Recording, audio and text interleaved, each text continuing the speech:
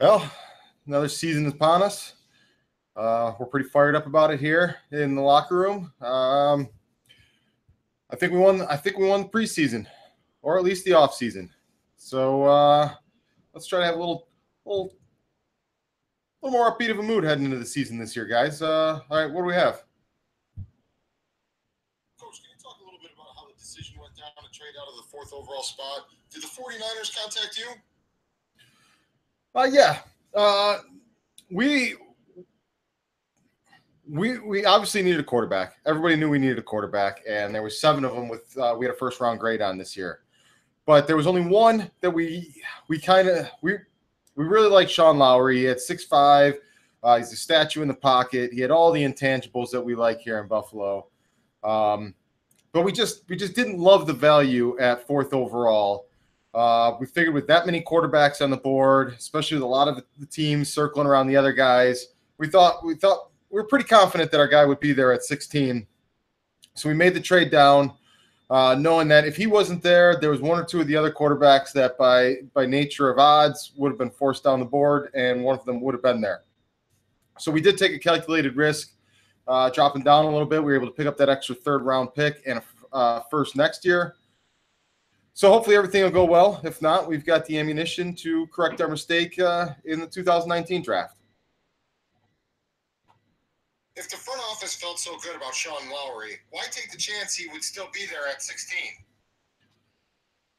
Like I said, it was calculated risk. There was a lot of quarterbacks on the board. It was a very deep position this year, at least for first-round talent. We wanted Sean Lowry. He was our guy. We thought he fit the best with our system, but there was 1 or 2 other guys that we would have been okay with if we had to take them in that spot. You guys pulled off a coup drafting cornerback Dante Jenkins at 23. Did you expect him to be there at that time? To be honest with you, no, we didn't. Again, there was a few positions in this draft that were deep. Corner was another one of those positions. So we knew that we'd get a good player at 23. We weren't sure that we'd get the 2nd best player overall in the draft at 23, but we celebrated when we saw his draft stats and his overall ratings after picking him. He's a good one there. Tre'Davious White was going to be our number 1 corner. Now we got 2 number 1 corners, and everybody's stronger for it. We like how our pass defense is shaping up heading into this season. Draft experts were up in arms with the pick of Quentin Hunter, a 5th-round prospect. But after a strong preseason, the pick is now being called a steal. What did you see in Hunter that made you pick him so high? This kid's a gamer. He's one of the best middle linebackers I've seen coming out of college in a long time. He had A grades across the board, at least from our scouts. And we knew that because he came from a small school that he was slipping under a lot of teams' radar. But there was a couple teams out there that were sniffing around, so we didn't want to wait another round or 2 to grab him. We took him as soon as we thought that it was an opportune time, and so far he's been killing it in this preseason. He's going to anchor our defense for a long time to come, and we're just glad we were able to get our hands on Quentin Hunter. Yeah, is Sean Lowry going to start this season? Will he start the season opener? Jerry. Always good to battle with you here, Jerry.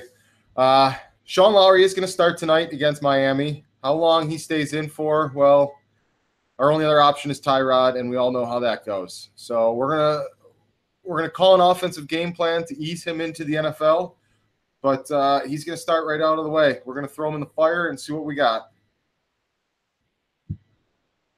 Last year, the Dolphins dismantled your team 78-7 in 2 games. Are you disappointed you have to start this year off facing them right away? No, I'm not. I like where our team's at. I like all the new additions that we've had. Some of the people were addition by subtraction that we got rid of from last year. So I'm looking forward to getting right into it. We're going to have to play this team twice this season no matter what.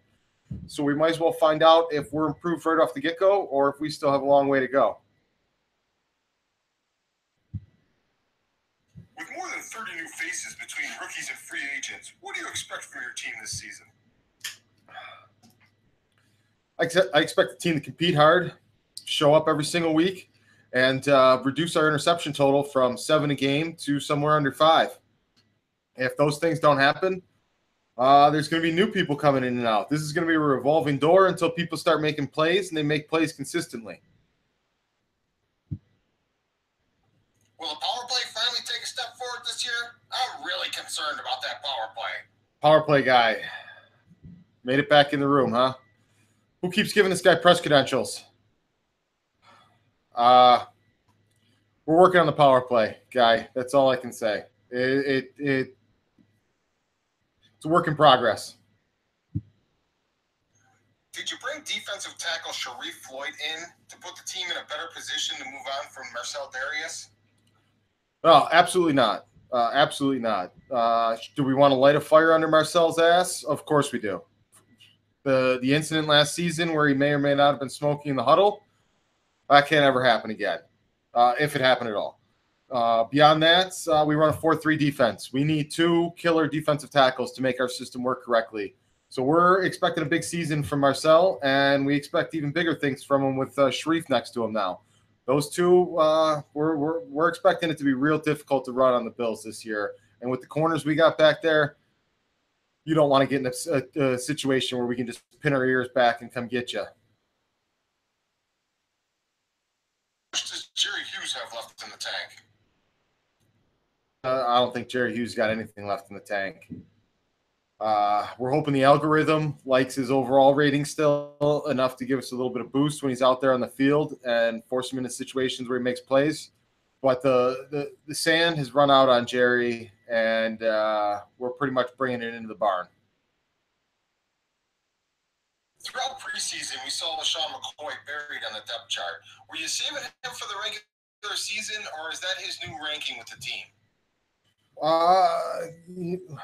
LaShawn's getting up there in years, and there's no awards for winning the preseason, so he knows how to run with the ball.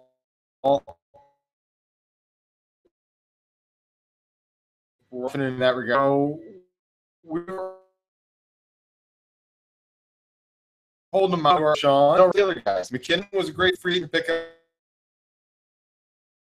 up. I'm really excited about, and fell to us in the draft. It's not exactly the guy we wanted. We had our sights set on Flanagan, who apparently the Cardinals felt necessary that they needed to draft a high running back when they had the best running back in the league already on the roster. But we're happy with Daly, and we look forward to him descending the depth chart.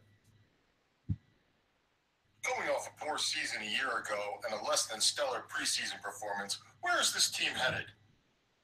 I think this team's heading in the right direction. We're getting better each week. We're taking it one game at a time. I'm brushing up on my coach cliches, and we're going to keep moving forward one game at a week. Do you expect this team to make the playoffs this season? I think this team can compete for a playoff spot this season. Are we quite there yet? I think it'd be a pleasant surprise if we found ourselves with a home playoff game this year. But we're going after it. We're gonna try and win every single one of them until we don't. All right, guys. Talk to you after the Dolphins game, and let's have a good season.